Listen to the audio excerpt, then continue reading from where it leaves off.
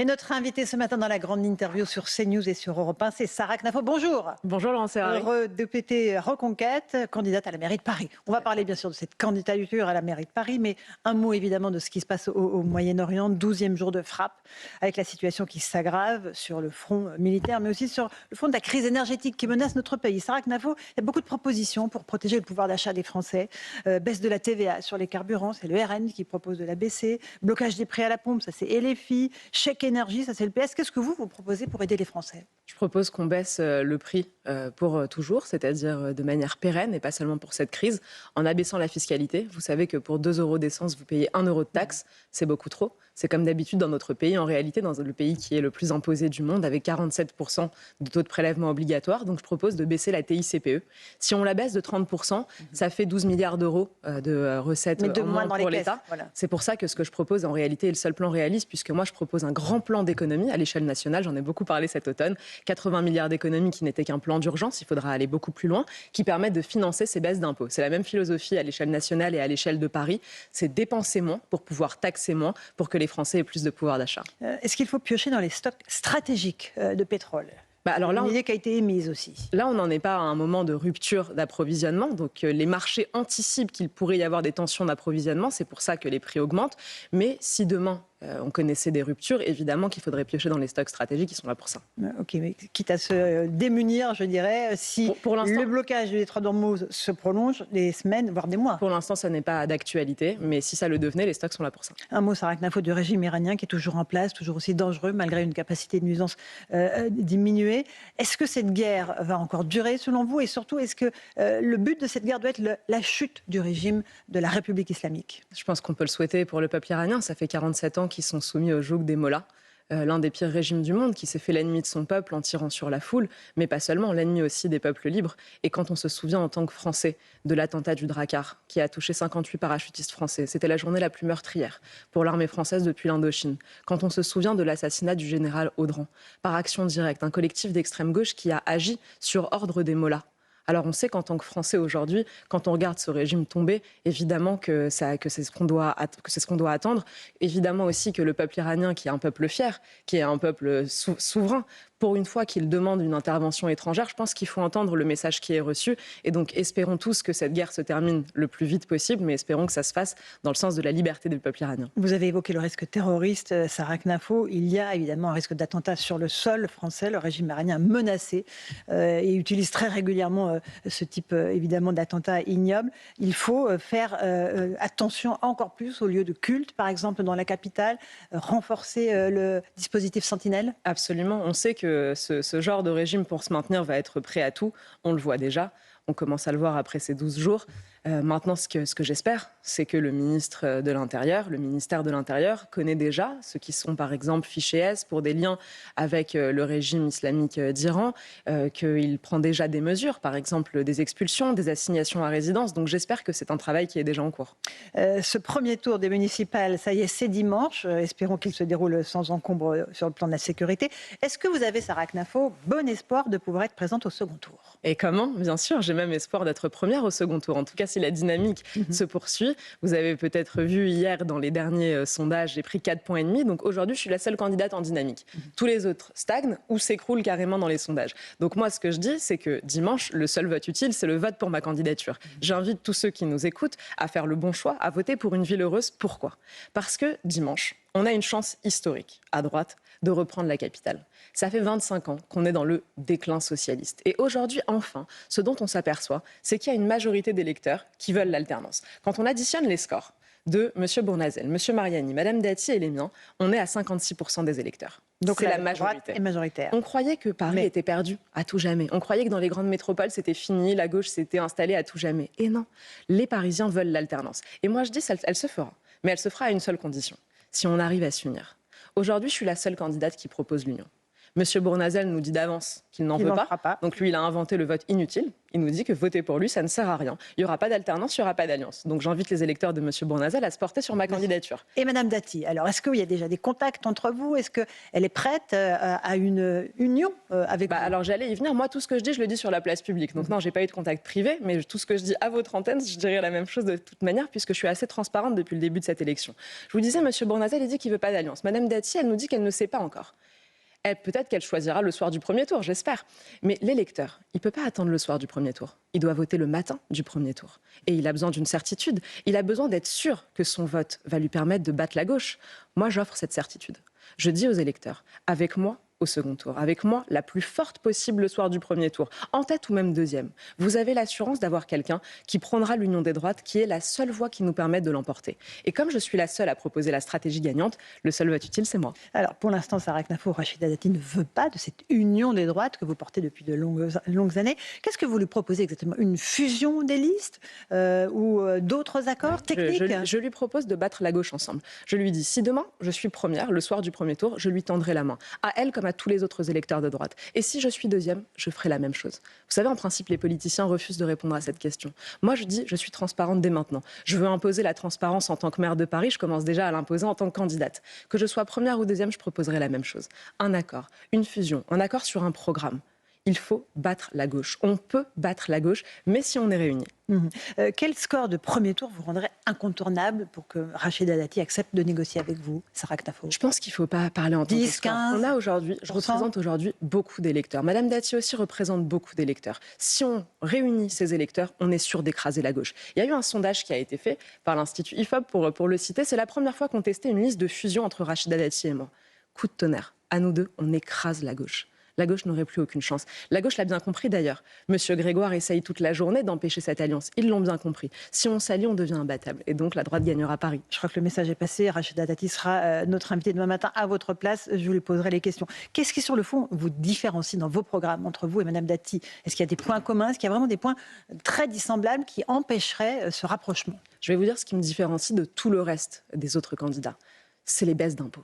Je suis la seule candidate à proposer des baisses d'impôts. Tous les autres proposent soit de continuer, d'aller plus loin dans le déclin. On voit les images. Vous imaginez que Mme Chikirou et M. Grégoire, ils proposent d'aller toujours plus loin dans le déclin. Et les autres nous disent juste, on va en rester là.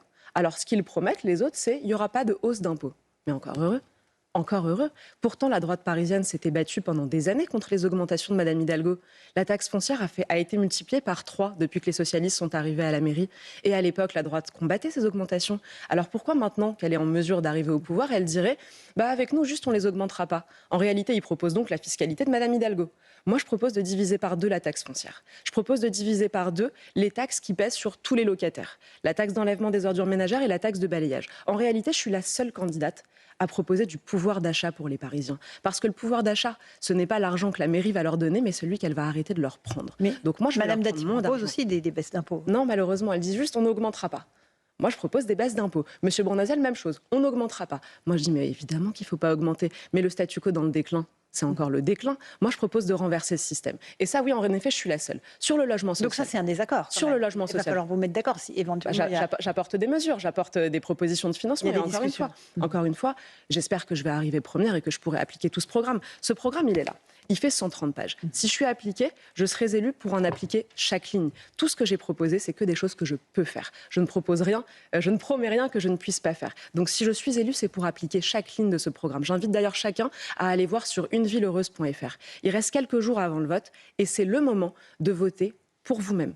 À ceux qui nous écoutent, allez voir combien vous gagnez avec mon programme. Combienjegagne.fr, on peut faire la simulation. Pour les propriétaires, pour les locataires, pour les automobilistes, pour ceux qui ont des 2 roues, ils gagnent énormément à mon programme. Je pense qu'on peut dire que je suis la candidate du pouvoir d'achat des Parisiens. Sarah Knafo, on est sur CNews et Europe 1. Alors vous proposez de baisser des taxes, la taxe foncière, taxe d'enlèvement des ordures ménagères, taxe balayage. Paris va redevenir encore plus sale? C'est tout le si contraire. vous supprimez ces taxes, financent vous le savez que ce ne sont pas les taxes qui nettoient les rues. Oui, pour bon, commencer. quand même. Et Paris est déjà sale. 84% des Parisiens estiment que la ville est sale. À l'époque où ces taxes étaient bien moins élevées, la ville était plus propre. Il y a peut-être un paradoxe qu'on va essayer de résoudre. Comment? En privatisant la propreté de Paris. La Chambre régionale des comptes nous dit que le privé fait mieux pour moins cher. Quand c'est le privé qui fait, c'est 27% moins cher. On a en France d'excellentes sociétés, notamment de ramassage des ordures ménagères ou de propreté sur la voirie, Pourquoi est-ce que la mairie voudrait leur faire concurrence? Le métier de la mairie, c'est pas d'être éboueur. La mairie de Paris a d'autres missions qu'elle devrait déjà bien appliquer. Une bonne police municipale, des professionnels de la petite enfance, assurer la sécurité de nos enfants dans le périscolaire. Ça, ce sont des missions de la mairie. À l'inverse, quand on voit que certaines missions sont mieux gérées par le privé, je vais les faire gérer par le privé. Et comme ça coûtera moins cher, 27% moins cher d'après la Chambre régionale des comptes. Et comme il y aura des effectifs en moins, on parle de 6 000 effectifs qui assurent la propreté à la ville de Paris, qui seront demain reprises par les prestataires privés, grâce à une clause de reprise du personnel, je pourrai baisser les impôts des Parisiens. Vous voulez aussi un moratoire sur le logement social. Ça veut dire quoi exactement? Et vendre aussi 10% des logements sociaux à ceux qui les habitent actuellement, c'est bien ça? Oui, exactement. En fait, si vous voulez, le nerf de la guerre, de la situation financière tragique de la ville de Paris, 10 milliards de dettes, rappelons-le, c'est que la mairie de Paris, de Madame Hidalgo et de Monsieur Grégoire, a créé une sorte de Ponzi immobilier. C'est-à-dire que pendant des années, ils se sont endettés pour acheter, pour préempter, pour faire du logement social. En principe, une collectivité doit voter des budgets en équilibre. Donc les recettes doivent être égales aux dépenses. Il y a une seule exception, c'est l'investissement. Mais le seul investissement, l'investissement majoritaire de la ville de Paris, ça a été dans le logement social. Donc la ville s'est endettée pour préempter et pour mettre des logements sociaux partout. Grâce à M. Hollande, là on pouvait se dire, dans ce système, que la ville allait ensuite percevoir des loyers. Et donc qu'on allait avoir un retour sur cet investissement. Mais François Hollande, en 2014, a pris un décret qui a permis à Madame Hidalgo de percevoir en avance des décennies de loyers. 50 ans, 40 ans selon les opérations. Madame Hidalgo, elle a pris ces décennies de loyers et elle les a dépensées immédiatement en budget de fonctionnement. Donc elle a dilapidé l'argent, elle l'a détruit. Ce qui fait que nous allons hériter de la dette, mais nous n'allons pas hériter des revenus futurs en face. C'est un scandale. Et M. Grégoire veut poursuivre, j'en finis vraiment sur ça, M. Grégoire veut poursuivre dans ce système. Aujourd'hui, on est à 25% de logement social, il nous propose d'aller jusqu'à 40%. Il veut transformer la capitale en HLM géant. Catastrophe. Mais en réalité, pourquoi il veut faire ça? Est-ce que c'est par justice sociale? Est-ce que c'est parce que M. Grégoire est généreux? Pas du tout. C'est parce qu'il en a besoin de cet argent. Il veut continuer de percevoir ses loyers capitalisés. Ils sont addicts. Ils ont créé un Ponzi immobilier. C'est le casse du siècle. Moi, je veux sortir de ce système. Et pour sortir de ce système, non seulement moratoire, on arrête avec les logements sociaux, on arrête d'en construire, mais en plus, on vend 10% du parc social. On n'arrête pas le logement social, on est d'accord. Non, il y aura toujours on arrête d'en construire. Il y aura des logements sociaux et on va même aller plus loin dans la justice sociale. On va vendre 10% du parc social à leurs occupants. Vous savez qu'initialement, c'était ça la philosophie du logement social. On aide, grâce à la solidarité nationale, des gens qui n'ont pas les moyens. Et ensuite, quand ils pourront, ils deviendront propriétaires. C'est ce que je veux faire en les y aidant, en les exonérant des droits de mutation à titre onéreux, les frais de notaire, pour leur permettre d'accéder à la propriété. Ce qui va créer un véritable esprit de copropriété, de responsabilité, et on sortira de ces conditions indignes et insalubres dans lesquelles les socialistes ont fait entrer les plus modestes à Paris. Sarah Knafou, il y a aussi votre volonté de supprimer des subventions à des associations. Alors, il y en a qui sont assez exotiques, d'autres qui sont politisées. Vous avez des exemples à nous citer ce matin? Oui, absolument. Alors, je me suis dit que puisque parfois on ne me croyait pas, parce que c'est vrai que c'est tellement exotique, on se dit non, c'est pas possible qu'on a pu faire voter ça. Donc, je vous ai ramené les délibérations. Je vous dis, en principe, moi, j'étais magistrate à la Cour des comptes, donc je suis un peu habituée à avoir des surprises. Mais là, franchement, même moi, j'étais bluffée. C'est invraisemblable. Accrochez-vous. 100 000 € pour une association qui s'appelle les Pierrots de la nuit. Donc, il s'agit de mimes déguisés pour lutter contre les nuisances sonores. Pour de vrai, vous avez des mimes qui font la tournée des bars le week-end et qui font comme ça aux passants, chut, chut, chut. Alors, et ces gens-là j'en ai jamais vu personnellement. 100 000 € de notre argent. Je ne sais pas si on les voit beaucoup, mais en tout cas, 100 000 €, c'est beaucoup. Je vous donne un deuxième exemple. 33 000 € pour la gestion des déchets à Katmandou. La mairie de Paris a donné 33 000 € à Katmandou pendant qu'elle n'est pas capable de nous rendre nos rues propres juste en bas de nos fenêtres. Autre exemple.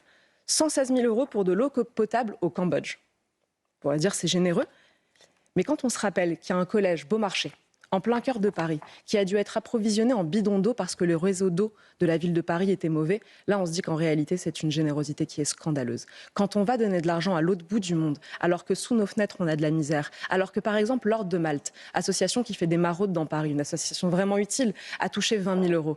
Là on s'aperçoit qu'il y a un ordre des priorités qui est totalement délirant. Et je pourrais vous en citer encore un dernier, 3 000 € pour des clowns enquêteurs. Je cite, des déambulations de personnages clownesques pour renforcer le lien social.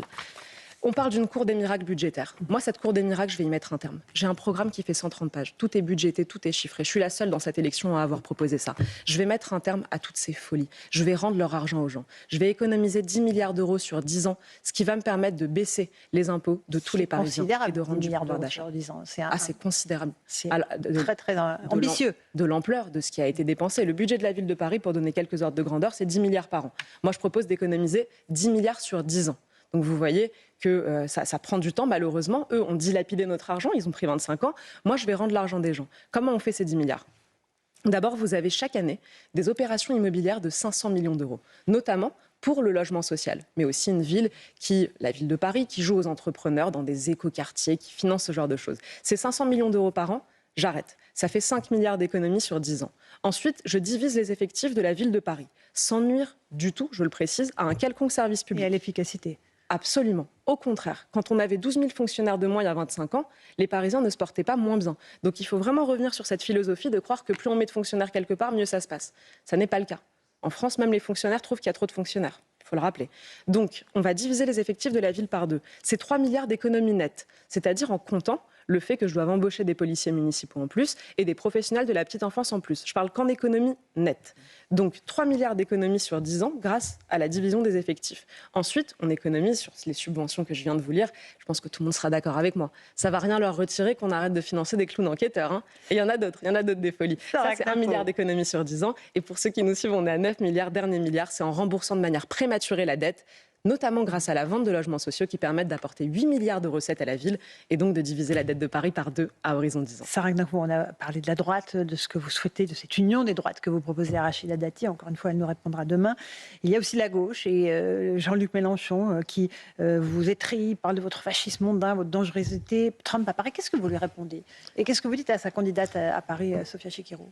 Je remarque que pour M. Mélenchon, tous ceux qui sont à la droite d'Alexis Corbière sont des fascistes. Ça va faire du monde, hein. Moi, ce que je dis à M. Mélenchon, c'est que du fait de son théâtre antifasciste permanent, il a perdu ses électeurs. Il a perdu la classe sociale qu'il était censé défendre. Et vous savez, aujourd'hui, qui fait les plus gros scores chez les personnes les plus modestes à Paris ? C'est moi. Je dépasse Mme Chikirou dans toutes ces catégories. Chez les Parisiens les plus modestes, chez les non-diplômés, chez les Parisiens qui sont au chômage. Je dépasse la gauche réunie dans toutes ces catégories. C'est pour moi une immense fierté. Pour moi, la jeune femme du 93 qui est venue se présenter aujourd'hui à la ville de Paris, c'est une fierté d'avoir les plus modestes à mes côtés. Et je sais que c'est mon discours qui leur parle aujourd'hui, notamment parce que je veux leur rendre cet argent que la mairie leur a pris pour aller financer à l'autre bout du monde des folies. Est-ce qu'Emmanuel Grégoire est un candidat radicalisé, selon vous, comme le dit Rachida Dati ?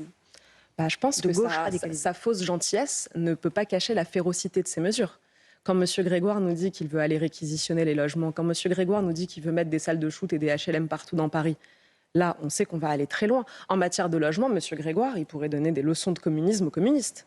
Il va très très loin. Moi, je veux lutter contre cette politique. Mais je ne veux pas seulement dire on en reste là, comme le font les autres candidats. Moi, je veux renverser ce système. Il y a un aspect révolutionnaire dans mon programme. Une révolution pacifique, une révolution sans la violence, mais c'est une révolution. Je veux renverser ce système. Il faut revenir sur les erreurs de la gauche. Je le dis en matière de logement, en matière d'impôts. Il ne faut pas qu'une droite qui arrive au pouvoir et qui dise maintenant juste on en reste là, on arrête d'aller plus loin. Non, non, non. Une erreur, ça se corrige. Le statu quo dans le déclin, je le répète, c'est encore le déclin. Moi, je ne veux pas le statu quo, je veux renverser ce système. Et sur tous les aspects où la gauche a pris de mauvaises décisions, il faut enfin une droite qui dit « je reviens dessus ». Il n'y a pas d'effet cliqué à ce que fait la gauche. Souvent, la droite a peur. Une fois qu'elle arrive au pouvoir, elle dit « bon, ça, ils l'ont fait, on ne va pas revenir dessus ». Moi, je veux revenir sur ce qui a été une erreur. Je vous donne un exemple. La fermeture des voies sur berge par Mme Hidalgo. Quand Mme Hidalgo le fait, elle le fait pour faire une mesure qui va choquer la droite. Et aujourd'hui, la droite est intimidée, elle ne veut pas les rouvrir. Moi, je ne suis pas intimidée. Ça ne m'intimide pas ce qu'a fait la gauche. La droite dit que c'est trop cher, ça serait trop cher. De rouvrir les voies sur berge. Alors, en l'occurrence, les rouvrir, c'est gratuit. Mais moi, ce que je propose, c'est de mettre une promenade au-dessus. Une très belle promenade qui permettra de réconcilier enfin les automobilistes. Donc, puisque je veux rouvrir les voies sur berge à la circulation automobile, et pour qui connaît l'histoire de Paris, on sait que Paris a besoin de cet axe de traversée ouest-est. Et pour qui s'intéresse à la qualité de l'air, on sait que la décision de Mme Hidalgo a créé des îlots de pollution sur tous les axes de délestage, sur le boulevard Saint-Germain, sur les quais hauts, Louvre-Célestin. Donc je vais les rouvrir notamment pour l'amélioration de la qualité de l'air et pour la fluidité dans la ville. Moi, je ne veux pas plus de voitures, je veux plus de fluidité, plus de confort de vie pour les gens. Donc la promenade qui sera au-dessus, magnifique, me permet de réconcilier les piétons, les cyclistes, les personnes qui sont sur des fauteuils roulants et qui pourront se promener au-dessus, les femmes avec des poussins poussette de la même manière. Cette promenade, on l'a chiffrée à 60 millions d'euros avec des ingénieurs. Je pense que dans peu de temps, on confirmera nos chiffrages et on verra que c'est nous qui avions raison sur ça. Je veux enfin réconcilier les Parisiens sur ces questions. Mais ça va faire beaucoup de points à discuter, éventuellement avec Madame Dati, si elle accepte de discuter avec vous sur ça. Elle n'est pas d'accord. Comment ça peut se passer? Et encore une fois, si elle vous dit non, qu'est-ce qui se passe? Vous vous maintenez quoi qu'il arrive, Sarah Knafo? Les Parisiens vont choisir. Les Parisiens vont prendre leur décision. Quoi qu'il arrive, Moi, ce vous que vous je dis, maintenez. c'est que je propose une alliance. Il n'y a qu'une alliance qui peut nous permettre de l'emporter. Ça, je vous l'ai déjà dit. Maintenant, on est à quelques jours du vote. Les Parisiens vont choisir. Je donne tous les arguments. C'est ma manière de faire de la politique. Je veux gouverner demain la ville de Paris comme on gouverne la Suisse, c'est-à-dire avec ses habitants. Ce que je viens de proposer sur les voies sur berge, typiquement, c'est un projet que je soumettrai au référendum, comme tous les grands projets. Moi, je propose. J'expertise, je travaille avec des experts, avec des ingénieurs, avec des urbanistes, des architectes. Je construis le projet, mais à la fin, ce n'est pas moi qui décide, ce sont les Parisiens. Je ne vais pas tout décider toute seule de mon bureau de maire. Je veux gouverner Paris comme la Suisse. Merci beaucoup. Sarah Knafo, candidate à la mairie de Paris. Bonne journée à vous. Merci Laurence Ferrari.